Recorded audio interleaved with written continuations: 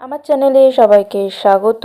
আজকে আমি নবম শ্রেণীর ভূগোলের প্রথম অধ্যায় গ্রহরূপে পৃথিবী এই অধ্যায়ে 3 মার্কস কোয়েশ্চেন অ্যান্ড অ্যান্সার নিয়ে আমি আলোচনা করব। 1 নম্বর প্রশ্ন, পৃথিবীর আকৃতি অভিগত গোলক কেন? উত্তর, জন্মের পর থেকেই পৃথিবী মেরুরেখা বা অক্ষের উপর প্রবল বেগে ঘুরে চলেছে। মাঝ বরাবর পৃথিবীর আবর্তন বেগ বেশি হওয়ায় এখানে কেন্দ্রাতিক বল বেশি। এই বল বস্তু কণাসমূহকে বাইরের দিকে অপসারিত করে।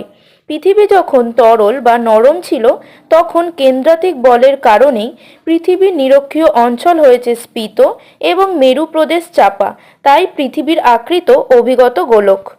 2 নম্বর প্রশ্ন, কুলীন গ্রহ ও বামন গ্রহের পার্থক্য লেখো। এই প্রশ্নটা কিন্তু ভীষণ ইম্পর্টেন্ট প্রশ্ন। আমি এখানে উত্তর লিখেছি, তোমরা যদি চাও তো তোমাদের বইতে টেক্সট বুকে যা উত্তর আছে সেটাই লিখতে পারো, তোমাদের যেমন পছন্দ, কিন্তু এই প্রশ্নের উত্তরটা বা এই প্রশ্নটা কিন্তু গুরুত্বপূর্ণ। তো উত্তরটা সবাই দেখে নাও কি লেখা আছে। যেভাবে আমি ছক করে লিখেছি, প্রথমে একটা বিষয় লিখবে, সেই বিষয়ে কুলীন গ্রহের মধ্যে কি পয়েন্ট আছে সেটা লিখবে, বামন গ্রহে কি পয়েন্ট আছে সেটা লিখবে। এরকমভাবে 3টে পয়েন্ট লিখলেই কিন্তু হবে তোমাদের। যেহেতু 3 নম্বরের প্রশ্ন তাই 3টে পয়েন্ট যথেষ্ট। 3 নম্বর প্রশ্ন, এরাটোস্থেনিস কিভাবে পৃথিবীর পরিধি নির্ণয় করেছেন ব্যাখ্যা করো। উত্তর, খ্রিস্টজন্মের প্রায় 250 বছর আগে গ্রিক পণ্ডিত এরাটোস্থেনিস অঙ্ক কষে পৃথিবীর পরিধি নির্ণয়ে সচেষ্ট হয়েছিলেন।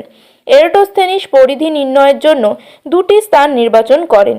একটি কর্কটক্রান্তি রেখার উপর সিএন, যার অক্ষাংশগত মান 23 ডিগ্রি 30 মিনিট উত্তর, এবং আর একটি তার উত্তরে আলেকজান্দ্রিয়া 30 ডিগ্রি 42 মিনিট উত্তর।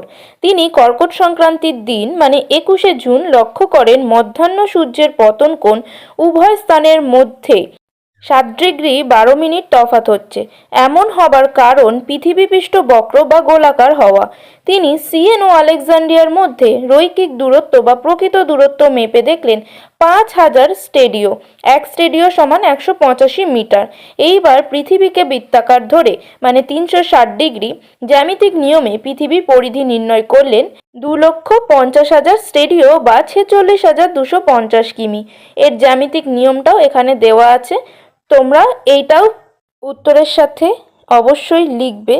এই প্রশ্নের উত্তরটা 3 নম্বরের জন্য একটু বড় হয়ে যাচ্ছে, কিন্তু আমি বইয়ে দেখেছি এরকমই উত্তর আছে, তাই তোমাদের এরকমই লিখতে হবে।